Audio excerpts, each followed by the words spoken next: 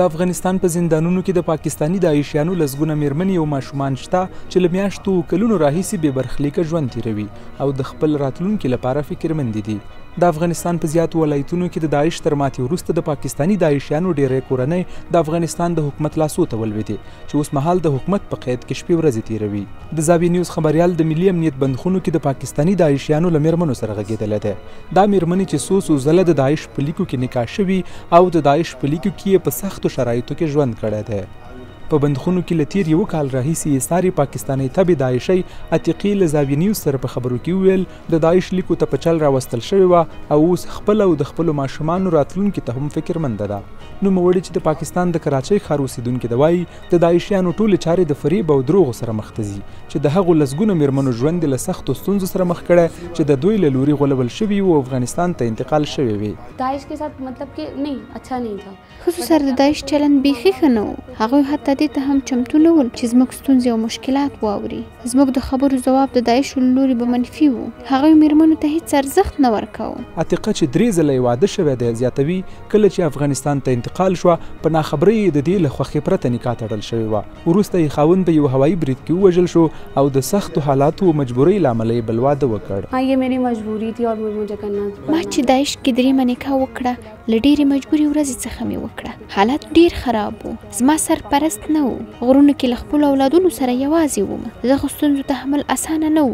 د ملي امنیت په بندخونو کې د داعشیانو لسګونه پاکستاني میرمنې له پاکستاني دولت څخه غواړي چې د دوی د برخلیک معلومولو لپاره د افغانستان حکومت سره اړیکه وکړي او د دوی غمه دې وخوري.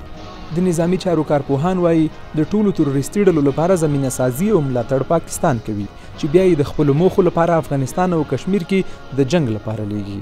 دوی وایي د داعش ډلې پیدایښت او د داعشیانو روزنه پاکستان کې ترسره شوې او بیا یې جنګیالي افغانستان ته انتقال شول.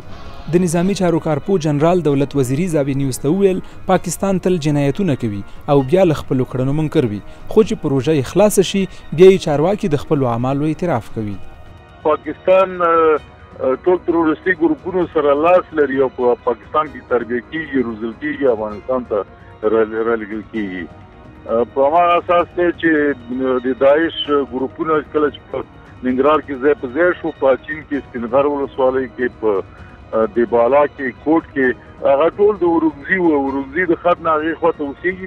نوموړی زیاتوي پاکستان داعشیان داسې روزلي وو او ژمنه یې ترې اخیستې وه چې ان د میرمنو او کوچنیانو په اړه هم ترحم ونه لري او د جګړې د دوام لپاره یې کورنۍ هم ورسره وي.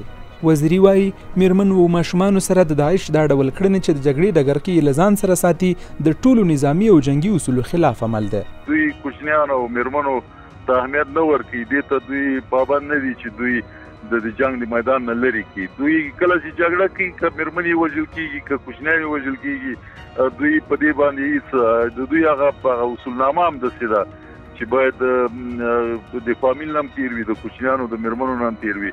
نو دا واضح خبره ده چې دا یو ظلم دی دا د حقوقي بشر نقص دی ځکه کوچنیانو په میرمنو باندې هېڅوک حق نه لري چې هغلته یې د جګړې ډګر ته بوځي او یا په هغوی باندې ظلم وکړي یا هغوی باندې ځان مرګ برید وکړي. د نظامی چارو کارپو جاوید کوهستانی هم وایي د تروریستي ډلو پالنه د پاکستان بنسټیزه پالیسي ده او له دې پرته دوی خپلو سیاسي او نظامي موخو ته نشي رسېدای. دی وایي له سړې جګړې د پیل څخه پاکستان افراطي مدرسې جوړې کړي چې افراطي جنګیالي پکې روزي. د کوهستاني په وینا د جګړو میدانونو او سیمو کې د داعشیانو له لوري د کورنۍ ساتل د سربازګرۍ لپاره ده.